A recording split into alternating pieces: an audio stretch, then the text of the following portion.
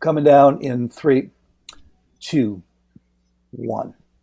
Hi, everybody. Welcome to our Shaw Media Illinois and Daily Herald Media Group 2020 NFL College Draft Show. I'm Hub Arkush. I'm going to be your host for the next hour or so as we try and answer all of your questions about the upcoming NFL College Draft, whether it's about the Bears, the Packers, NFC North, the entire NFL. We're going to have it all for you right here, and we want to thank our great sponsor. It's the Collins Construction Group that has allowed us to pull this off. The Collins Construction Group, they aim to create the home of your dreams with remodels and renovations. You can visit ccghome.com for more info. I also want to tell you just a little bit about Shaw Media Illinois. You can sign up to get the best Bears coverage along with access to every Shaw Media property. You can get tons of great local content and support local journalism in the process. That is ShawMediaIllinois.com. We've got a panel of experts for you for the next hour or so. We start with the managing editor of Pro Football Weekly, Arthur Arkush.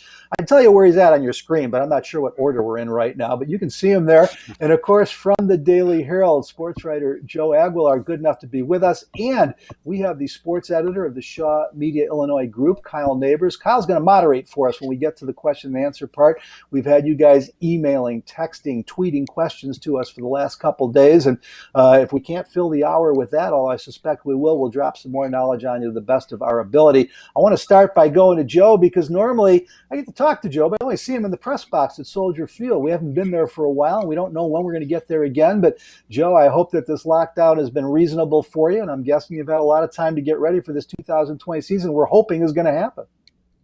Yeah, I'm excited, guys. I mean, it's nice to have an event to talk about, right?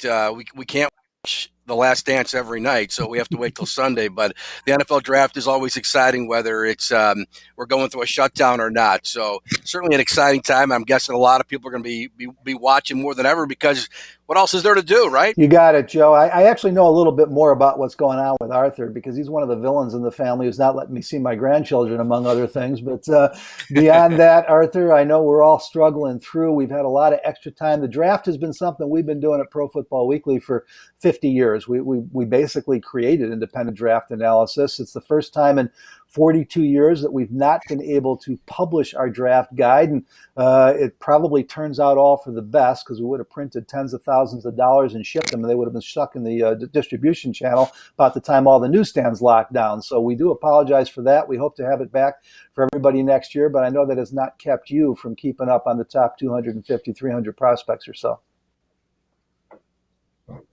No, not at all. We've got, like you said, plenty of time to be getting up to speed on as many guys as possible, certainly looking specifically through a Bears lens. So looking forward to breaking it all down for the Bears fans today. And we've been doing this a long time, but suffice to say, we have never covered a draft quite like this one. It is going to be unprecedented, to say the least. It's going to be unpredictable. And I hope, in addition to everyone staying safe and sound and sane, they're looking forward to this as much as we are because it should provide a nice diversion in a sports. All right, guys, before I hand it off to Kyle, who's going to start with some of the questions from our viewers and readers, I do want to get a general tone of things from you guys. And I'm going to have two questions for each of you, really. One, the thoughts about what we're doing here. I know that there's been a lot of discussion, a lot of controversy. We certainly hope that technically that it comes off without too many problems and bobbles on Thursday, Friday, and Saturday. And if it does, so what? They'll still get it done. But a lot of people wonder, why the urgency with this? It seems uncertain that there will be a season at all. It seems unlikely that it will start on time. We know that they're already behind schedule on getting off-season workout programs and OTAs and things like that going.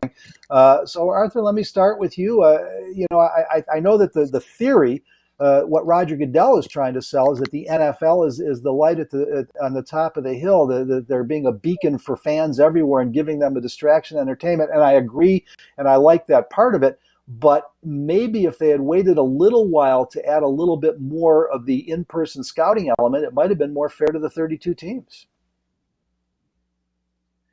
Yeah, I hear you, but at the same time, every team is dealing with the same kind of short deck, if you will. So I think that there was a focus on trying to maintain competitive advantage, or not have an advantage anywhere, and have everyone on a level playing field. So I kind of understand that. Now, obviously, if they had moved it back, everyone would still be on a level playing field. But let's not kid anyone here. The NFL loves being the only game in town. If anyone thinks that that's not the case, then they are sorely mistaken. So I'm sure that Roger Goodell, like the rest of us, is very concerned about this pandemic and loved ones and healthcare workers and everyone everywhere. But this is good business for the NFL. They're going to get the best ratings ever. Pretty easy to understand why they Yeah, do Joe, it from I that would say regard. Arthur nailed part of it at the back end there. It's always business first. It's always about the dollar, and the ratings are going to be through the roof, although they usually are for the draft anyway. What do you think about deciding to go now instead of waiting a little while? Can you repeat that again, Hub? I just missed the last few words you Yeah, were and saying hopefully there. everybody will bear with us. Our technology is sound, but sometimes our connections get a little hinky as the weather and other things get in the way. But Joe, we were talking about your thoughts about the NFL's decision to go with the draft now on schedule, even after they canceled their big show in Las Vegas, rather than waiting a little while and giving the teams more of a chance to catch up with some of the prospects in person. Yeah, I mean, it's a difficult situation for everybody. I'm glad they're proceeding with it. It's certainly going to be different Thursday night and this weekend. It's funny because my wife's not even a sports fan, but she said, well, the guys even dress up like they normally do on draft night. So that's going to add an element. Will we have any technical issues with just getting this off and running, much kind of like what we're doing here today, So will they have any issues? But I'm glad they're proceeding with it because who knows how long we're all going to be shut down, when we're going to be able to get back to our what will be a new norm. So it had to happen at some point. College football has played its games. Everything is set to go. So I'm glad they're proceeding with it. It's not going to be ideal, but I don't know if anything is going to be in our country for a long, long time anyway. So I'm glad we're proceeding it. I think whether you're a football fan or you're just a sports fan, we need something like this. So let's give it a shot and let's see what Joe, shakes that, out. that may be the best question of the day from your wife. I hadn't even thought about that. They're going to have cameras in the homes of about 50 of these young men. And, it's funny because whenever I think of kids dressing up for the draft, I go to Joakim Noah and the Bulls and that incredible suit he had on with the bow tie. Maybe I've just got Last Dance on the mind, although he obviously wasn't part of that.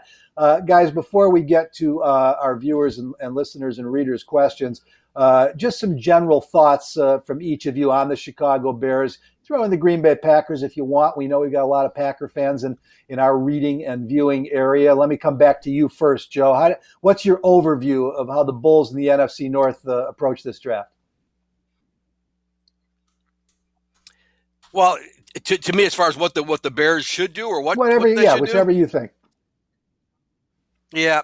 Well, I guess Ryan Pace is going to make a trade, right? Because that's what he always does on draft night. I think it'll be real interesting to see what he does there, at 43. And then will he trade the 50th pick to get a third or maybe a later pick? I'm normally I look at the Bears, with no first, no third, no fourth. You should get two really good football players in the top 50 there. Two guys who could be potential starters unless you go quarterback. That's another issue. So I'm hoping he doesn't trade back, but it really just depends on who's there. It's so hard to project who the top 42 players are going to be. So I'm curious. Another question, guys, is if you're picking at 43 here, the tight end you really like is there, the safety you really like is there, the guy you have rated higher. Who do you take? When does it become best player available versus need? There's always going to be some kind of balance there. So I'm curious. I mean, we might never know that. Ryan Pace isn't going to come out and admit it. But if your guy is there at 43, whether it be tight end, corner, safety, where do you go? Joe, a shameless plug here, but my column last night, Tuesday night for our Wednesday papers, and it's at ShawMediaIllinois.com/Bears right now, was about Ryan Pace, draft trader. And I literally went through every trade he's made over the last 5 years. And, Arthur, it's interesting, and I want to get your overview as well. But to Joe's point, yes, Ryan Pace is known as the draft trade maven. Yes, he's made a ton of them. Yes, people continue to kill him for this deal. But the fact is, when you go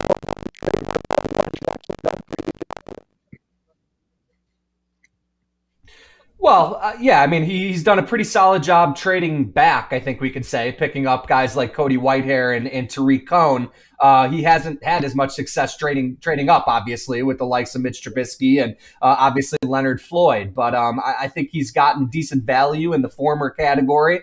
And certainly that's where the Bears' focus should be here. I think it would be a bad mistake to be thinking about trading into Thursday night or even moving up too much in round 2, given their limited draft capital. So I would look for them to be trade back candidates of the highest order, and I think that's a good idea. Gives them more kind of cracks at the wheel, if you will, on day 3 likely. So as far as the overview, 2, 1.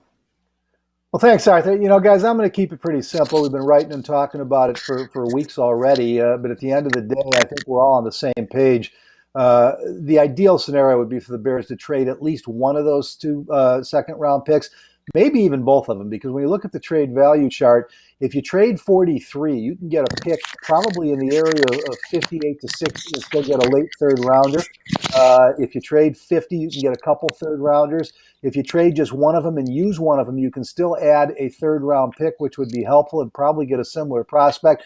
So I hope they do some dealing. What I hope they don't do is start dealing next year's picks, because I know we're going to get some questions about that. That's just going to put them in the same scenario again going forward. This is the year to bite the bullet, do the best you can, and then get back to normal with a pretty good-looking depth chart. Now, they do still have needs. They've addressed a lot of things in free agency. They've added some, let's be honest, journeyman offensive linemen, but some more competition. They've added a couple tight ends in Jimmy Graham and Demetrius Harris. Defensively, you've addressed the pass rush. They've really addressed special teams quite a bit on defense. But at the end of the day, they still don't really have a clear starting safety. We don't know if all the competition they have at cornerback is going to give them a quality starter there. And offensively, I've been saying for 3 years, I think left tackle may be their biggest need. I'm okay with the competition at guard right now. I'm fine if they draft a guard, but I'd really like to see an upgrade at left tackle. And they still don't have a starting wide tight end unless it's going to be Adam Shaheen. So I think we all know what their needs are. It's time now to get to the questions from our viewers, from our listeners, from our readers. Before we do, I want to just one more time thank the Collins Construction Group. They are a presenting sponsor for this show. If you go to ccghome.com, you can get more information about renovations, remodels, whatever you want to get done. Collins are the folks to do it for you. It is now my pleasure to bring in our moderator, if you will, the group sports editor from Shaw Media Illinois, Kyle Neighbors. And Kyle's been pulling together all the questions for us. So, Kyle, why don't you get us started? Yeah, absolutely. It's good to be talking football with you guys. Not having baseball has been rough these last few weeks, so glad to have football back. And we go into these questions. And for Floyd, Jerome, and Al, you actually pretty much hit on their question, asking if the Bears you thought the Bears would trade down and get some more picks. It sounds like you guys all think that it's going to be the case. So what we'll do is jump over to Dan G in Phoenix, who had a rather lengthy question. So I'm going to try my best to summarize here. But essentially, he thinks that the Bears need more playmakers on offense. He thinks that the defense is in pretty good shape. But he has 2 different ideas. One would be to get an impact running back, which might be Swift if he was available, or Taylor or Dobbin, and then at 50 take the best wide receiver available. And if that doesn't work, he'd like to see them take a couple offensive linemen at 43 and 50. He also thinks that, of course, you could have a mix there of taking one of the best at 43 and running back wide receiver at 43 and a lineman at 50. What do you guys, see? What do you guys see as the priorities with those first 2 picks? Well, guys, I'll jump in first and tell you that the Bears definitely do need another running back, but it isn't going to happen in the second round. They believe that David Montgomery can be that impact guy. That's why they used a 3rd, a 4th, and a 5th last year to get him. Now, what is interesting is that they list Tariq Cohn as number 2 on the depth chart, but he's not really a pure running back. He's more of a specialist. I think he should be the 3rd down back and the number 3 back. Whether they believe Cordero Patterson can be the number 2 or not, I tend to doubt. I thought that was one of the reasons they signed him last year after he started 4 games at running back for the Patriots in that 2018 Super Bowl season. And then it wasn't until week 16 that he had a big run, and suddenly Matt Nagy says, yeah, we got to look at more of that. So whether they've been looking at it in the offseason or not, I don't know. They do need a running back, but I'd look for that to come in that bevy of picks in 5 through 7, or maybe if they do trade down, they'd add one in the 3rd or 4th fourth round. I do think a wide receiver is a definite possibility in the second round, in part because some are calling this the best wide receiver draft in history. And so you're going to have potential first rounders sitting there at 43, maybe even at 50. So that is definitely a possibility. And then, Arthur, I'll come to you next. As far as the offensive line, yeah, we all agree that's going to make some of the guys they already have better playmakers. Right, and I think the best combination for the Bears to come out of day 2 with is likely going to be an offensive lineman and either a wide receiver or a cornerback, wherever they can get better value. They've now technically got 5 guys penciled in along the offensive line again with Jermaine Ifedi, but bringing in a potential plug-and-play guy, likely a college offensive tackle who can play inside, could be a big benefit for them, could be real value at number 43 or 50. And then I just think when you look historically at the cornerback position and the way they come off the board, they normally fly off the board, the really good ones, in the first 3 rounds. So you look at that right cornerback void the Bears created in cutting Prince Amukamara. You look at the depth at wide receiver, it might behoove them to go defense first, as much as they may not want to, because that unit is the one that's already, for the most part, so established. Joe, what do you think, bud?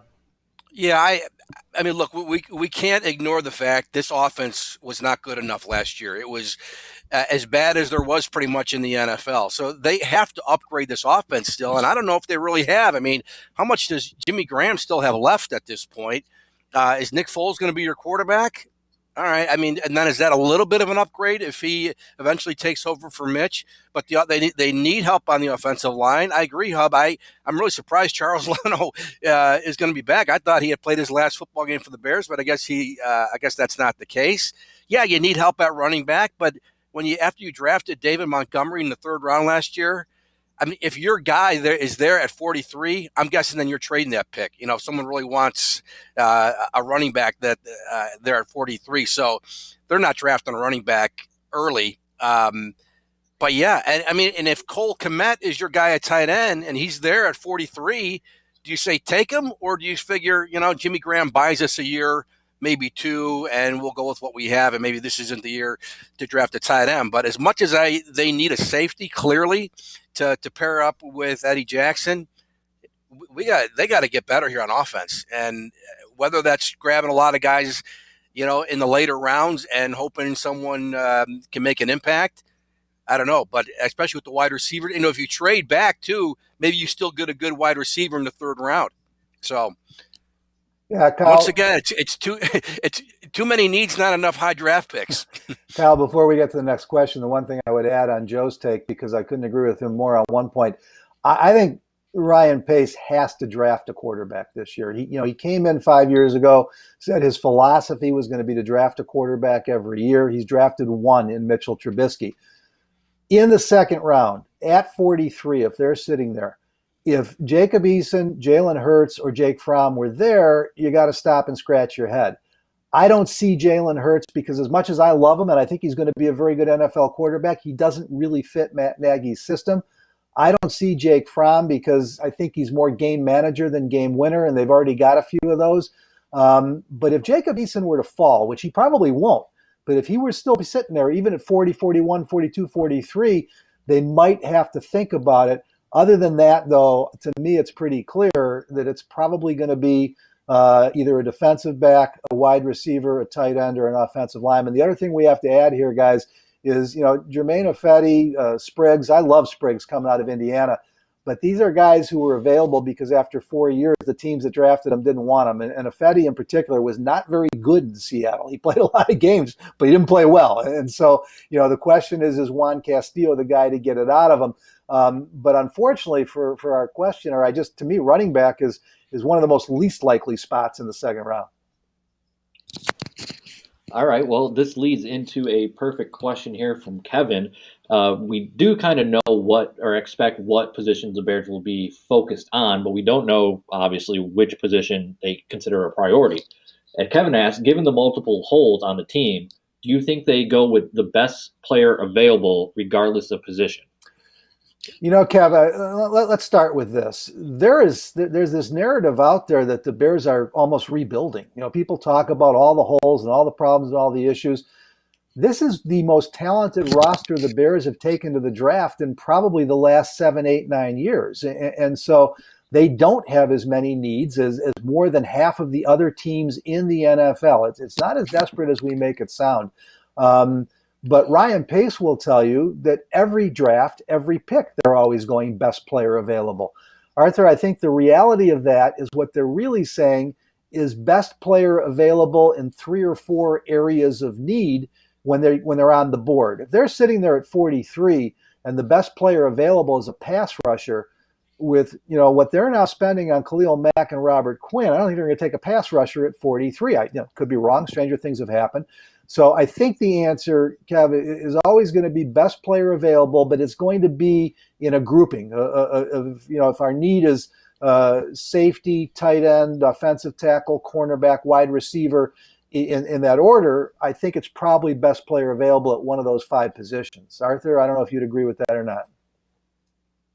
Yeah, I think the only position you can really take off the board at 43, regardless of whether he's the best guy there, is inside linebacker. I think if somehow, I don't think either of those 2 first rounders, Patrick Queen or Kenneth Murray, are falling. But if the next guy on the board, whoever you may have, is there at 43, I think the Bears look to trade down if they can and find a linebacker-hungry team. Other than that, I think it's pretty much fair game. So, but that's where you like having a GM who knows how to manipulate around the board and maneuver around the board and have a good sense of where the value lies and have some good connections to where he can trade. And we've seen Ryan Pace has that ability. Joe, what about you? I agree, Arthur. I mean, again, if that that star running back is there at 43, maybe that's where you look to trade. I mean, if there's a great DN, but you've got Khalil Mack, and I mean, you got your edge rushers, you've got depth on the front 7. Maybe there's a team there that says, "But we got that guy." Then that's your opportunity to trade back. But if you don't have that opportunity, yeah, they're not drafting the best kicker, right? I mean, they're not going to draft.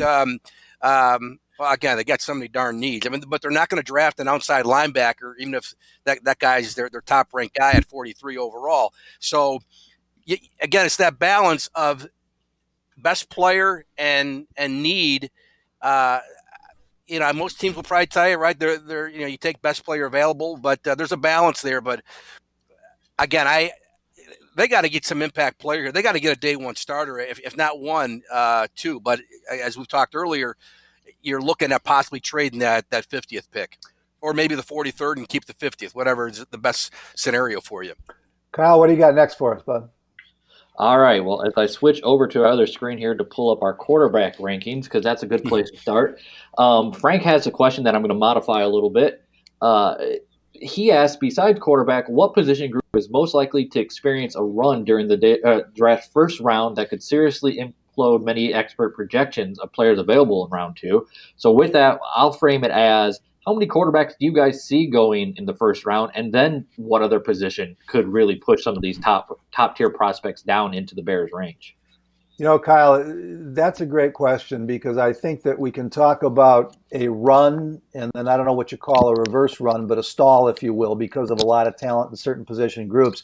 I will be shocked if 4 quarterbacks don't go in the first round, and I think it's probably 5. I think Jacob Eason, somebody pops in there between 28 and 32. And honestly, of the 5 top quarterbacks on the board, and on my board, they're stacked, obviously with Joe Burrow first, and then Tua is second. I've got Justin Herbert third, Jordan Love fourth, and then Jacob Eason fifth. But of those 5, the only 2 I've got pure first-round grades on are Burrow and Tua. Now Herbert and Love and Eason are going to go because of the premium on that position.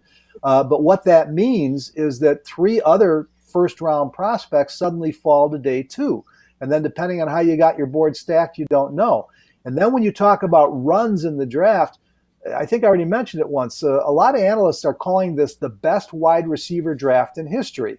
I never make statements like that until 2 years later because we don't really know how good these kids are. But as far as the prospects go, I think it was Lance Ireland, who is one of the guys who I respect more than most, who I think said he's got 18 wide receivers in his top 100 on his board. That number is a little high, but even if it's 14, 15, 16, and then to me, the next loaded group at the top is offensive tackle. Now, in today's NFL, if you don't get a left tackle high, you usually don't get one. And yet in this draft, there's 5, 6, 7 guys. And so I think what could happen is you could see the quarterbacks all go, because they're going to. That's just the way it is. You could see a run on those offensive tackles early because there's a lot of debate, whether it's Mekhi Beckham or Tristan Wirfs or Wills or Austin Jackson or Robert Hunt. People have got these kids all stacked in different orders. And so once the first one comes off the board, I could see the next 3 or 4 going. You could see 4 or 5 tackles in the top 25. What that's going to do is that's going to drop some of these wide receivers. And so even though, the Jerry Judys and the CD Lambs, these guys are going to come off quick, certainly Ruggs. But after that, you've got another 5, 6 guys with first-round grades who all could be sitting there at the bottom of the first or early in the second round. And Joe, that's one of the reasons that I wouldn't be surprised if the Bears pick at 43 if it is a wide receiver, because there's a very good chance that the 2 or 3 best players on the board at 43 could be wide receivers. It's a great point. And it's always fun to see where the run comes, right? In what position. Quarterbacks, we know, always go higher than what they probably should go. But wide receiver, again, I don't think it's the Bears' top priority. But if you love a guy at 43, maybe there's more. Maybe there's 2 or 3 guys you love at 43 at the wide receiver position.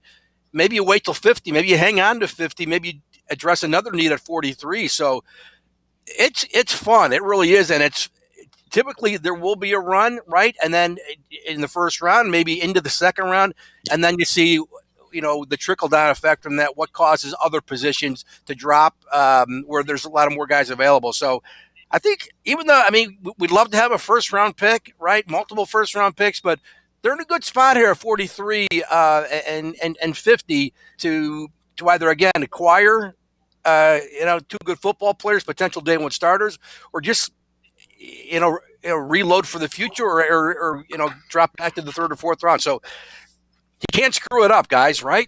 That's what probably every GM is saying. We can't screw it up. But I think despite not having a first-round pick and no third, he's in a good spot here, Ryan Pace. Arthur, the other group we should add to this conversation is the cornerbacks, as they seem to be every year these days, are loaded too.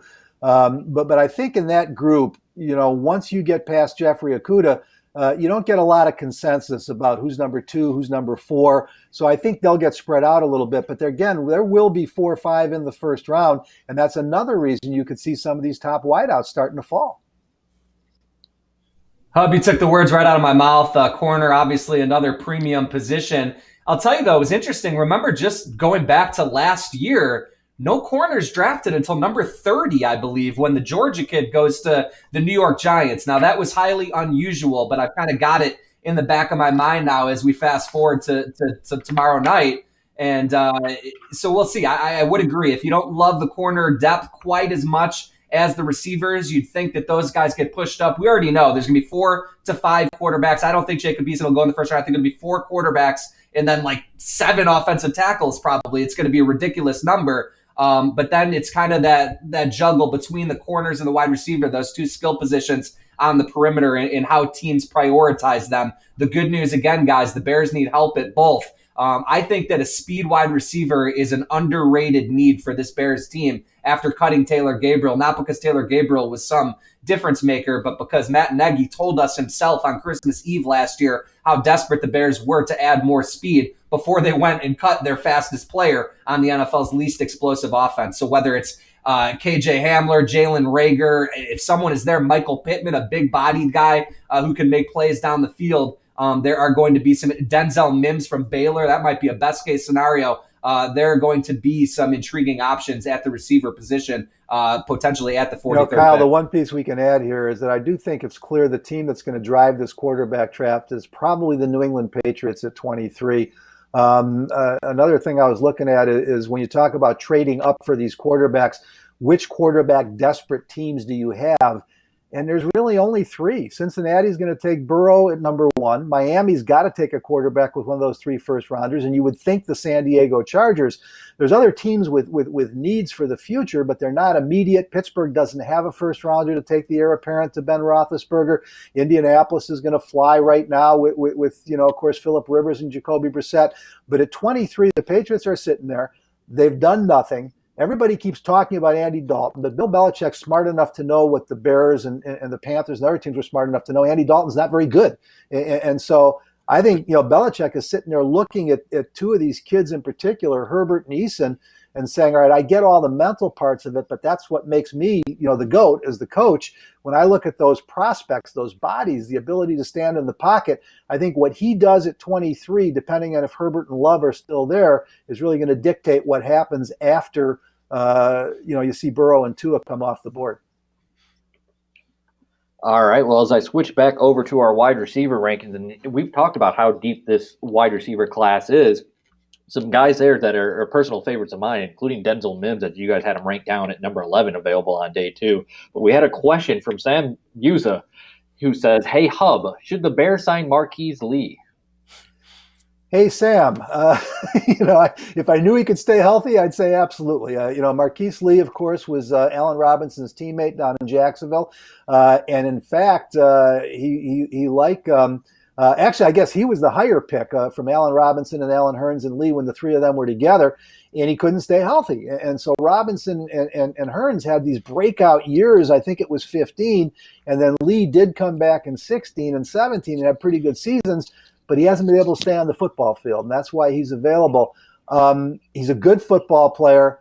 Arthur, I'll come to you next on this one because you were just talking about it. The problem is that what the Bears need at wide receiver, obviously everybody loves the big bodies and the phenomenal athletes these days, but they've got to get one with sub 4.4 speed. And that's why I love Denzel Mims. Kyle just mentioned him as I did our position by position previews. And if you go to ShawMediaIllinois.com/Bears, you'll find our rankings of about 250 players by position. And what I did was I identified players who would be good fits for the Bears. And one of the players I wrote up was Mims because he's 6'3", 215 pounds, but he also ran a 4.38 40 at the combine. Marquise Lee is not that guy. He's a possession receiver.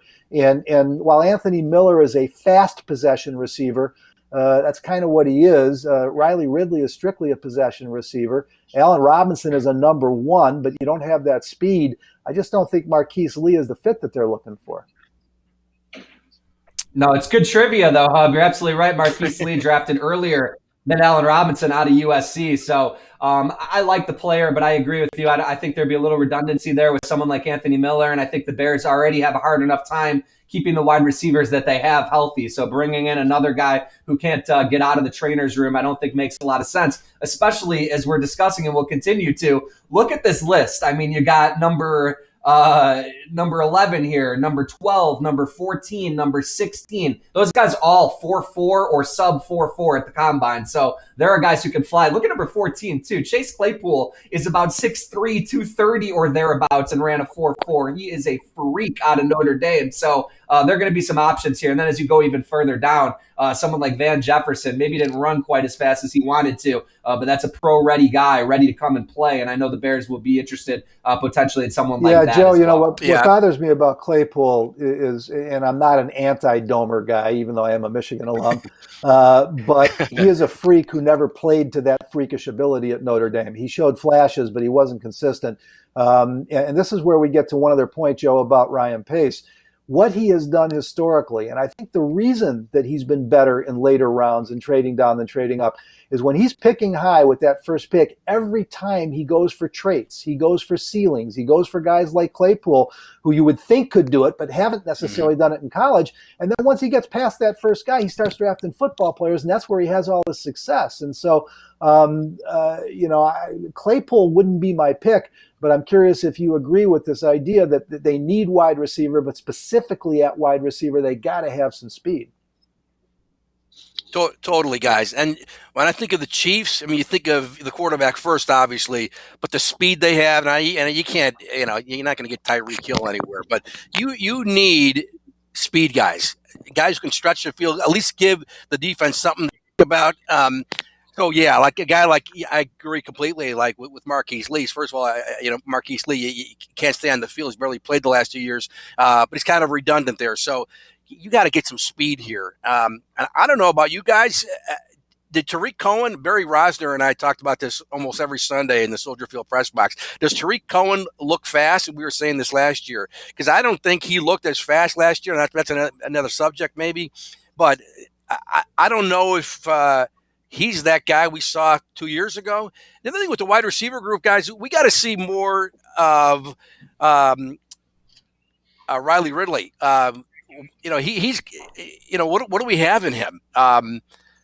Javon Wims. I mean, some guys who are just almost they do seem like the same guys, but what do we got in Riley Ridley? But he's not the speed guy to take out the cover off the defense guy. So yeah, they need more speed, whether it's at the wide receiver position or even at the running back position, I think. Arthur, I think the Javon Wims show may be over. I hope I'm wrong, but this is a young man who was coming on late in the 18 season, had a great training camp, looked like he could be a factor the first half of last season, but by the second half of last season, I wasn't really seeing it. Ridley, I know the Bears are still pretty excited about, though. Yeah, Wims didn't quite seize his opportunity last year. Remember, he's a former seventh rounder. That's a lottery pick. Riley Ridley, on the other hand, I believe number 151 in the fourth round last year, was touted as a value pick from pretty much every direction. And was also touted as pro-ready coming out of Georgia. No, he's not going to replace Taylor Gabriel's speed, but the Bears suddenly have a vacancy on the outside opposite Allen Robinson. So I agree fully with Joe. It would be helpful to know what they think they might be able to get out of Riley Ridley this year. Obviously, we won't find that out just yet. And then on Tariq Cohen, I hate to say it, but I just thought he was playing like a guy who was in his first season eligible for a new contract after an all-pro breakout. I think we're going to see a motivated Tariq Cohen this year who is not gravitating toward the sideline quite as often. And I think you'll see a little bit more of that speed and that dynamism. And it's on Matt Nagy to find better ways to use it. Yeah, and I think the other thing about Tariq Cohen, guys, is that, yeah, he's fast, but he's one of those guys that's always been more quick than fast. I mean, he's not a guy who's necessarily going to line up outside at wide receiver and take the top off the defense. And I think their ideal scenario is if they get, and size isn't the issue, but a player like Mins who's got both size and sub 4.4 speed, and they put him on one flank with Robinson outside on the other and Anthony Miller in the slot, and then you start lining up. Arthur and I were talking about this, and I'll see if we got some questions on it. There's been a lot of controversy about the Jimmy Graham signing, not as much controversy about Demetrius Harris because he's not really as well known. He's a second half of the roster guy. But I got a hunch that one of the things that the Bears are thinking about is in the red zone, you're going to see formations where they're going to line up, if he's on the team, Adam Shaheen is the Y tight end, Jimmy Graham is the slot. They're going to put Harris out on one side and Robinson out on the other side, and you're going to have four power forwards out there in the red zone. And so it's not just about speed, but when they're playing between the 20s, Kyle, they're going to need a guy outside who can absolutely take the top off the defense. And getting back to our original question, that's never going to be Marquise Lee. Yeah, I have trouble seeing Marquise Lee stay healthy myself, and particularly with the upside you have in this draft, it's hard to take that chance and then pass on one of these wide receivers. And we have a specific wide receiver question here from Spencer McLovin, quality name there. But he asks, Hub, what do you think of Jalen Reagor? Looks like he's exactly what we need at wide receiver. Yeah, Spencer is one of the guys who tweeted at me, and I'm guessing that's more handle than name, but it was the only thing I had to work with. So, Spencer, if you're McLovin, we love you for it. So, good choice of handles, I guess. Reagor is, to me, he's a middle of the pack type guy. You're going to see him in a lot of top 15, top 20 type listings. This is where you get into a bunch of football players that you don't know until they take the next step and get to the next level. Arthur, I don't know if you, Joe, disagree with me on this. He's not a guy who's really jumped out at me. Now, that's not to say, a lot of people weren't talking about Allen Robinson coming out of Penn State. He was a second round pick. He was a nice prospect. Reagor, I'm guessing, is more of a high day three guy, or maybe at the end of day two. But there's so many wide receivers that to me he's one who's gotten lost in the pack a little bit. I think he might be lost in your pack, Hub. A lot of people think Rieger might be the fastest player in the draft, and we know that teams will pay for speed. So I don't think there's any way Rieger gets out of the second round. I'm not sure he gets out of the first round, but we'll see. I think you have to look to his tape 2 years ago, and you see a totally different player out of TCU in 2018 than you saw last season with the true freshman quarterback. So there were some struggles there for him last season, but he was pretty prolific 2 years ago. And I know a lot of people think he's among the faster players in this draft. He's not a big guy, but at 5'10", he's shown some ability to be a rounded guy who's not just a one-dimensional vertical receiver. So I actually like him quite a bit, but not as much as Michael Pittman. In that range, I think Michael Pittman's my biggest draft crush out of USC. Joe, what do you think?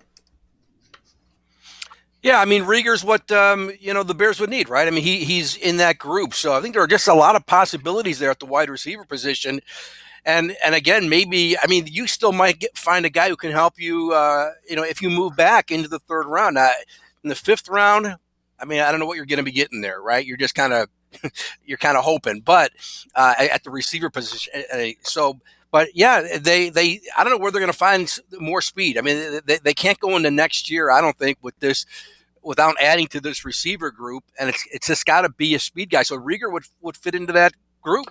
Yeah, guys, Arthur ticked my memory there. I was half right. He actually ran 4.47 at the combine. He has shown good speed. You do have to go back to 2018. There's no way he will get to day 3, though. I was confusing him with somebody else.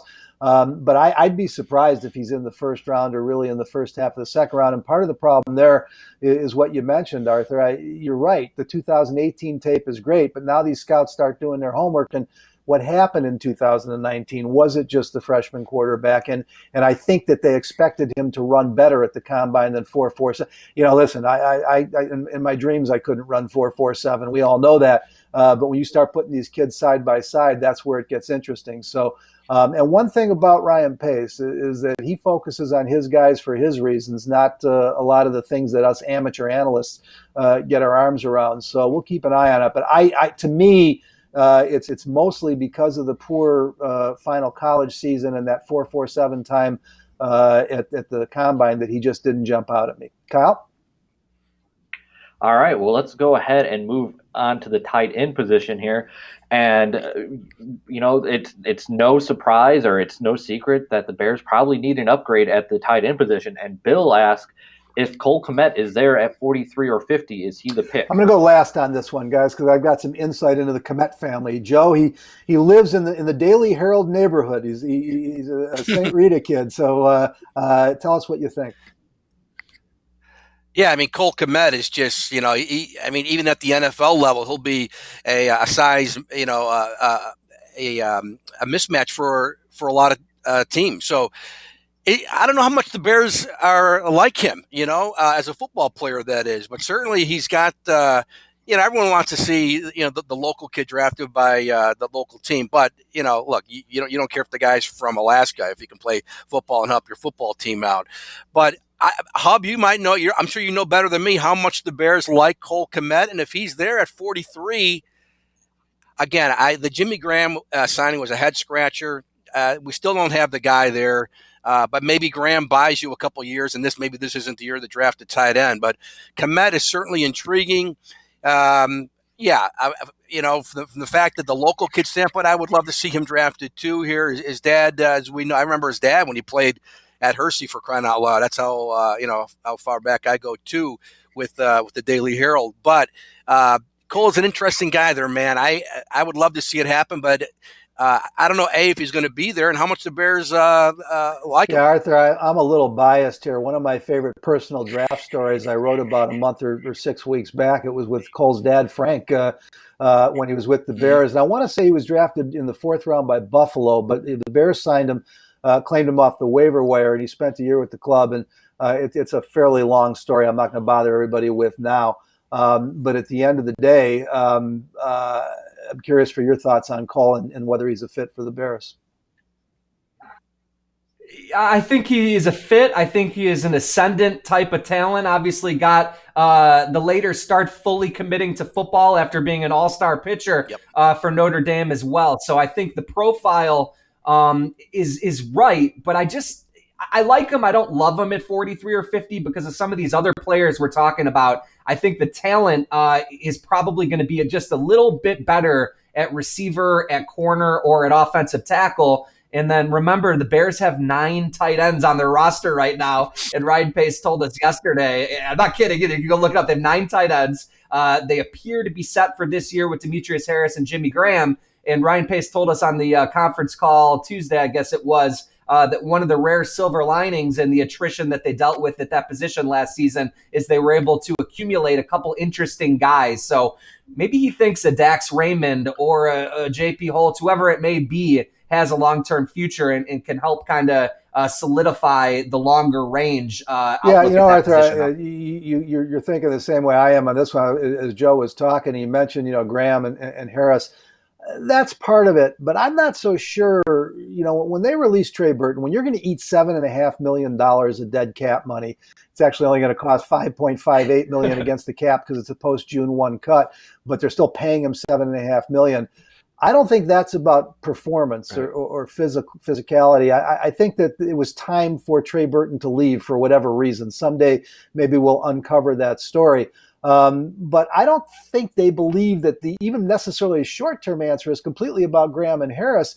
I can't believe they're still counting on Adam Shaheen. Maybe Clancy Barone is going to be the Shaheen whisperer, much like they hope that Juan Castillo can be with Ifedi and Spriggs and some of these guys. But I think that they're still hopeful, possibly about either Jesper Horsted as an up-and-coming U and Dax Raymond, who was the kid that we were all drooling over when he was a priority free agent last year, who has the body type to grow into a Y. I really don't know. Now, that said, I don't think you wait and count on that. But the other place that I've come in the last couple of weeks, and Frank's going to hate me for this, and I'm sorry, because I know he's a regular Daily Herald reader, and hopefully he'll stumble onto this this broadcast for us. I love Cole. I think Cole is a great NFL prospect. I think he's got a chance to be a good one. But in the last couple of weeks, as I've looked at the tape, I'm not so sure I don't like Harrison Bryant out of Florida Atlantic a little bit more. He's a little closer to a plug-and-play player right now. He's an excellent blocking inline tight end. He's not really any bigger than Kmet, but he's obviously been coached up more to be more of a complete player. And I think at 43, based on the level of these two prospects, and I'm not sure Kmet will be there. I wouldn't be surprised if the Bengals grab him at 33 among other teams. But if they were both there, I'd almost be tempted to take Bryant. I just don't. I love the Kmet story, and I'd love to see Cole be a Bear. But I think, Kyle, that's going to be a tough call for them if, in fact, one or both of them are still on the board. Yeah, one thing about tight end that I always want to remember is that it typically takes longer for tight ends to develop at the NFL level. They're not usually impact players, which the Bears are going to look for right away. And that brings me to the question from HB Moriarty, which says, which tight ends potentially on day 3 interests you? He particularly brings up a University of Cincinnati tight end here. We have Josiah. I'm not going to try and butcher that last name, but of the day 3 tight ends, which ones do you think have the biggest upside? 2 and 1.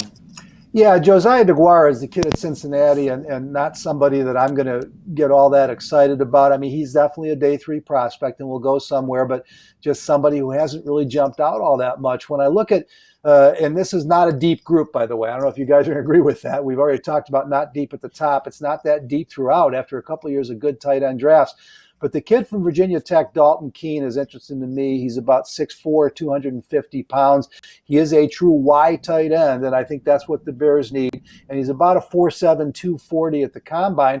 And then there is a Michigan kid, Sean McCann. Now, it's not just the fact that I am a Michigan alum and bleed maize and blue and all that good stuff. I mean, this kid's a big body, about 6'6", 250 pounds, who's an excellent receiver. He's a willing blocker. He needs some work, but would have been a much higher prospect if not for injury problems at Michigan. When he was healthy, he was a force and one of Shea Patterson's favorite targets. So just a couple names on day 3. I don't see the Bears guys bringing in a day 3 prospect, though, because as Arthur mentioned, you've already got 8-9 guys in the room. Unless you're going to get the guy that you've targeted, a little bit higher, I'm not sure that's where their focus will be. Joe, I don't know if you'd buy that or not.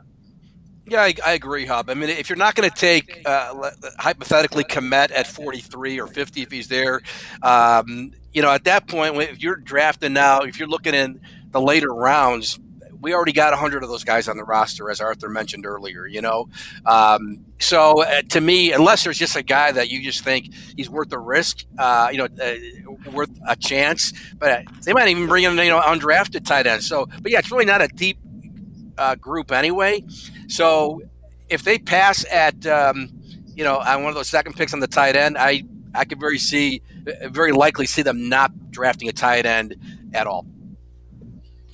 Arthur? Guys, I went to Mizzou. There's your disclaimer. But if Albert O is somehow available on day 3, I'm all over that. He ran the fastest 40 at the combine. He would solve potentially a couple needs simultaneously with the tight end position and then bringing that speed to the table. I also like Steven Sullivan out of LSU, who is a mismatch threat. All those LSU guys tend to be better pros than they even were in college, believe it or not. Maybe Joe Burrow will be the exception there. And then a couple of the Pac-12 guys I think could be interesting on day 3 too. And Stanford's Colby Parkinson and the kid out of UCLA, Devin Asiasi or CSC. So a few names to log in the back of your head. Yeah, let's touch all the bases. Jared Pinkney from Vanderbilt is another kid that, if he were there on day, but you got to remember on day 3, the Bears aren't picking until round 5. So they've still got to survive for a while longer. A lot of this is predicated on whether or not the Bears are able to trade down, Kyle. All right, well, let's go ahead and move on to the offensive line, because I think the consensus is there's probably one of those picks at 43 or 50, or whether they trade down, they're probably going to need to take an offensive lineman here. But Unfiltered Bears fans actually has a question of who would the Bears have to fall in love with for Pace to actually look up? He says, how about Isaiah Wilson? Isaiah Wilson's a really interesting football player, but again, with the commitment and free agency now to both Ifedi and Spriggs, unless they think they've got a plug-and-play starter at left tackle, they've got plenty of competition at guard now. I mean, Spriggs came out of Indiana to be a tackle and theoretically a left tackle, but the Packers gave him a chance to start at guard his second year, and he wasn't up to the task. Ifedi has played both tackle and guard. You've still got Alex Bars. You've still got Rashad Coward. So I don't see them drafting high at guard. Now, I also know that there is not at least a unanimous consensus at Lake Forest with my opinion of Charles Leno, who's one of the great kids I've ever met. I just don't think he's a very good football player. I'm not sure they agree that the need is as great as we do. So Isaiah Wilson is a guy who could play guard or tackle, but could play left tackle if you're going to play him at the left tackle position. I think it's more likely that if one of the premier pure left tackle prospects, and the guy I've got my eye on is Austin Jackson from USC. This kid is still, he's got some development to do, but boy, he's got a left tackle body, and because he's not quite ready, even though he's from USC, that's a guy that if he was somehow sitting there at 43, and I don't think he will be, but if he was somehow sitting there, Arthur, I could see him being somebody who the Bears would have to give a really hard look at. Yeah, I think so too. You can throw a couple other names in there too. Ezra Cleveland, I believe, from Boise State. I'm guessing he won't be there, but another really intriguing guy that could make some sense in that spot. The guy I like a lot is Prince Tega Wanagu from Auburn. He's just a great story, a late bloomer, and someone with just awesome physicality and athleticism for the position. Someone I know Juan Castillo would love to get his hands on, but there's a handful of guys here that could start out at guard after playing college tackle. But back to the original question, we know Ryan Pace loves his Georgia guys. That being said, Andrew Thomas, obviously the left tackle who's going to go in the top 5 or top 10, is the true prize. And then I think Isaiah Wilson is a really talented guy who's probably going to be viewed as a little bit more of a developmental project, which, hey, look, that could make sense for the Bears if they feel like they're situated this year after signing Ifedi. Again, Pace has drafted as many Georgia Bulldogs since becoming the general manager of the Bears as anyone in football. Joe, Ezra Cleveland is a Boise State kid, and as I was watching the tape and then I read some other guys' reports, I went back and looked at Ryan Clady. He's the same prospect. Clady was a little more developed coming out of Boise State, went in the first round. I think Cleveland could be there at 43 or 50, but he is an interesting kid. Yeah, like you said, I think you're saying he looks the part. I mean, 6'6", 315. Guys, I tell you what, I was, the free agent signings of Ifedi and Spriggs. I mean, you're hoping, one of those guys, especially Spriggs. I mean, if Spriggs is healthy, he's an interesting player, but he's almost like Marquise Lee. What have you done for me the last 2 years? So. But again, can you ever have enough offensive linemen like you can ever have enough defensive backs? So it's a pretty deep draft for offensive linemen, right? For tackles, Hub, Arthur. So it's a position. I just think when you look at what they need, again, you got to get the safety here. And are they going to wait until the later rounds to maybe find another, and strike it rich with another Eddie Jackson or Adrian Amos? Who, they got in the 4th and 5th rounds. I just think there's more needs. Again, I'm looking at safety and wide receiver. I think you really should get a starting player there, a starter at receiver or safety with those top picks. So unless, again, there's that guy there that they can't miss, they don't want to pass up on a 43 offensive lineman. I just don't see him going there. But again, it's so hard to project when you don't know the first 42 picks in the draft where they're going to be and where the run's going to be. Kyle, one of the problems with Spriggs that's interesting is that coming out of Indiana, he was about 310, 312, and part of the scouting report was may need to put on 5, 10, 15 pounds in the weight room.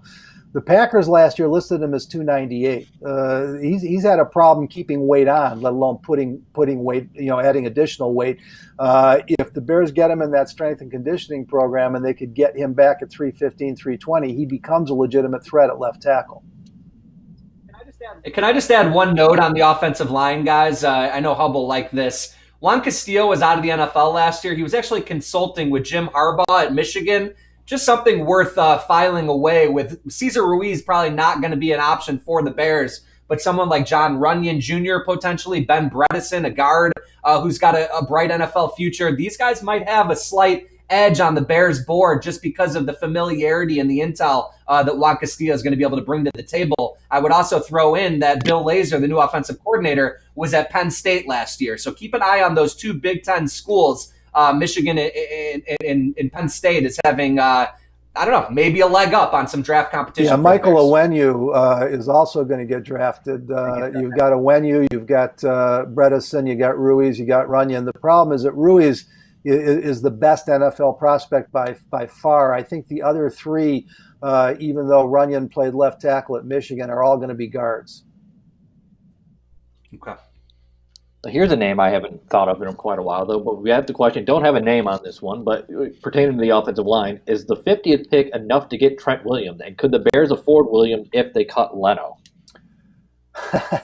Guys, this is where we get back into some cap stuff. If somebody's going to trade for Trent Williams, he's going to want a new contract as part of the deal, not necessarily something that he's entitled to, and maybe just to get out of Washington, he'd come without it.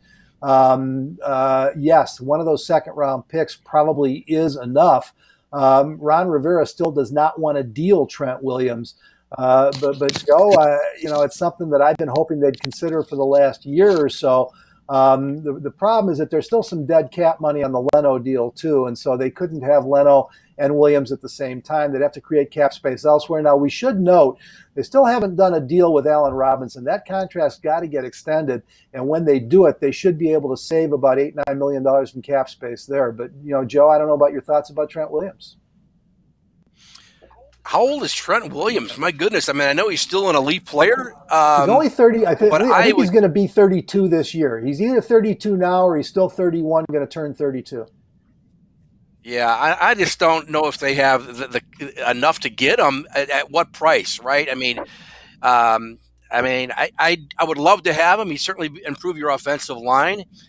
I don't know. I just haven't heard much of the Bears being a potential landing spot for him if Washington moves him. So I don't know. I'd love to have him even at 32 or 33, but I just don't think it's going to happen. But again, this offensive line, if this offense is going to get better, and if Mitch is only going to get a little bit better, again, there's so many darn holes on this team, and offensive line's got to be better. So I don't know if Fetty and Spriggs are solving your problems. Ruiz is an interesting guy, the kid from Michigan. I've seen him in some mocks going to the Bears. I've seen him going earlier. So, again, another interior guy there. So I don't know. I'd love to have Trent Williams, but at what price? Because I could see, and then like I said, Hub, restructuring that deal. He's not going to come here without restructuring the deal. So I don't know if that's the route they would consider going. Arthur? Yeah, I think more realistically, if Bears fans are hoping for a future Hall of Fame left tackle to step in, it might be free agent Jason Peters.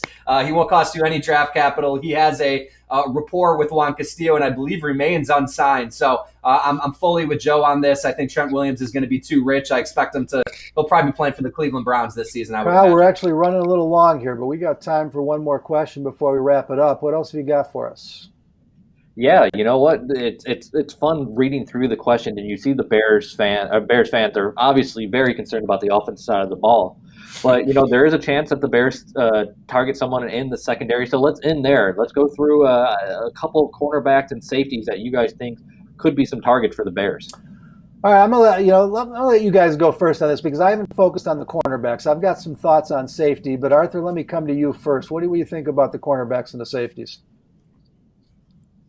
Well, on day two, I mean, I'm of the opinion I'm big on positional value, and I think the value to cornerback is immense relative to safety. And Ryan Pace didn't say it in those exact same words, but mentioned how Eddie Jackson boosts the entire safety room yesterday, talked about Deion Bush and Jordan Lucas being on board. So I think they would gravitate toward corner first, and I think someone like Christian Fulton maybe, Damon Arnett from Ohio State, Trayvon Diggs if he's available, but I expect him to be gone. A few names to potentially consider there. Jeff Gladney from TCU may be available into the early 40s. So I think all those guys would be solid picks. The kid out of Auburn too, Noah, not trying to pronounce his last name, but I've seen a lot of dot connecting with that one as well. So look, Pagano wants the big physical press guys. And that's kind of the profile that you're looking for at the corner position. But those are a few names to consider on day two potentially.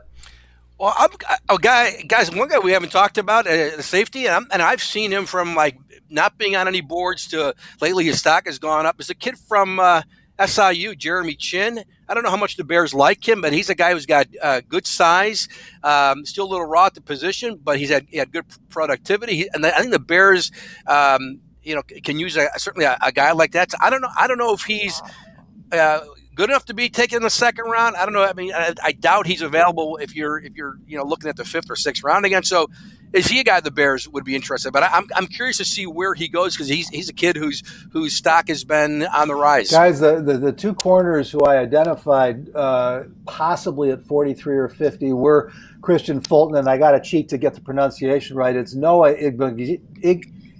I had this problem with Joel, the linebacker, Ibunue, before I finally got it down. It's Igbinoghene is how you pronounce it, and he is perfect for the Chicago Bears. And now I'm going to go for Arthur. There's a Mizzou kid, DeMarcus Acey. I was watching him a couple games in 2018, and he was just the best player on the field. He had some injury issues in 2019. He's a day three guy, but he's the guy who jumps out at me. I don't see. You're always going to find cornerbacks, much like Duke Shelley and Stephen Denmark last year on day three. When we talk about that 43 and 50 again, I'm not feeling the Bears at cornerback, but at safety, there's three kids. Joe, you mentioned Jeremy Chin. There's Kyle Duggar from Lenore-Rhine, and then there's Grant Delpit from LSU. I could see any one of those three players going to the Bears at 43 or 50. I'm not wild about the Kyle Duggar pick. I love watching him on tape, and yes, he's a man amongst boys, much like Adam Shaheen was at Ashland College. And as much as he's a freak of an athlete, I just don't think they can take that kind of gamble again. I love Chin. Delpit did not have as good a 19 as an 18, but this is where I get back to take really good football players who played well at really good programs in one game. National champion, difference maker off that defense. I would like Grant Delpit in one of those spots. So, got you. One. All right, guys, before we put a cap on this, it's been a ton of fun. I want to one more time thank our title sponsor, the Collins Construction Group. Please make sure you go to ccghome.com for information on their remodels, on renovations. They're looking to work for you, and we really appreciate them making this broadcast possible. So thanks to the folks at Collins. And I also want to remind you to sign up for Shaw Media Illinois. You get the best Bears coverage along with access to every Shaw Media Illinois property. You can get tons of great local content and support local journalism in the process. That's ShawMediaIllinois.com. And obviously, we want you to stay with the Daily Herald. Read, go to dailyherald.com, all the Daily Herald Media Group properties as well. We're going to put a cap on this thing. And Joe, we're going to let you go first as our Daily Herald Media Group representative. Your thoughts on what you're looking for this weekend? Yeah, I'm excited, guys, to see where Jalen Hurts goes. And if he's there at 43, I don't know if the Bears take him. I know he's probably not a system fit, as you said earlier, Hub. But, man, that would be fun. Boy, can you hear the Bears fans would be talking. Kind of today's quarterback, right? I mean, it would add such a different element to this Bears team. I don't know if it's going to happen. It probably won't happen. But I'm sure that would be a lot of fun if the Bears drafted Jalen Hurts in the second round, at whether it be 43 at 50. Arthur, what do you got? Yeah, I'd be cool with that too. But I will say one characteristic of all the Ryan Pace drafts have been early contributors. He's gotten a couple of rookie, if not difference makers, big-time contributors right out of the gate. And in all my draft studies leading up, to now over the past couple months, it just seems like more and more needs are popping up for the Bears. So I would just emphasize the importance, whether it's a corner, receiver, offensive lineman, getting guys who can help right out of the gate. And I do think it'll also be fascinating to see how Ryan Pace kind of alters his strategy, if at all, in this COVID-19 offseason, and knowing that it is going to be tougher to get those rookies up to speed up. All right, guys. Well, I guess it's up to me to put a wrap on this. And, we talked at the top about the need to get the best football player available if you're going to use those picks at 43 and 50. And what I really think is going to happen here is that teams are going to jump. And we know the quarterbacks will be overdrafted. And I think teams are going to jump on those wide receivers, on the offensive tackles, maybe the top cornerbacks, but it looks to me like the best player available if the Bears pick at 43. And I really think that Ryan Pace is going to trade one, maybe both of those picks, and end up with a mid-late second rounder and a couple third rounders, maybe a fourth. But if they're picking at 43, the one kid that interests me is Trayvon Diggs, a cornerback out of Alabama. He's one of the top corners. He could fall to 43, and I think the Eddie Jackson experience would encourage the Bears to go Alabama secondary again, but he's probably not there. And so what that tells me is that the best players available are maybe going to be safeties. And I look at all three that we talked about, Grant Delpit and Jeremy Chin and Kyle Duggar. As I said, Duggar scares me, but if all three of them are there, and I think they could be, I think that could be where the Bears go, a plug-and-play starter to perfectly complement Eddie Jackson. Other than that, as much depth as they can get at all the areas of need. It's going to be a lot of fun, and we really do appreciate all of you guys for joining us here today. You also are going to get plenty of coverage throughout the weekend. I will be anchoring the live coverage at 670 The Score Thursday night, Friday night, and Saturday. I know Arthur will be a guest. I'm sure Joe will be doing some radio as well. Be sure and get your copies of all of our Shaw papers in the Daily Herald over the weekend as we bring you the best information on the draft. Again, the Collins Construction Group, thank you so much, guys. Sign up for Shaw Media Illinois at shawmediaillinois.com. And before we go, maybe we should have started with this, but the most important message we want to give you all is that we wish we could be out and about and doing some of our live shows that we do at draft time. We wish we could be talking more directly to you. We apologize for some of the technical difficulties in pulling this whole Zoom thing together, but I know we couldn't be prouder of all of you, of everybody in the area, because we're doing a good job as far as following the science, doing the best we can, and we just hope that all of you are feeling well, staying safe, and that together we will all come through this. We'll remember this draft as something special, hopefully more because of what the Bears do than the time that it came. But just keep doing what you're doing. Let's follow the science. Let's get everybody through this. And before we know it, I'll see Aguilar back in the press box at Soldier Field. For Joe Aguilar and Arthur Arkush and Kyle Neighbors. And I should mention also our executive editor, John Sally, who was behind getting all of this together. We thank you so much for being with us. We look forward to visiting with you again real soon.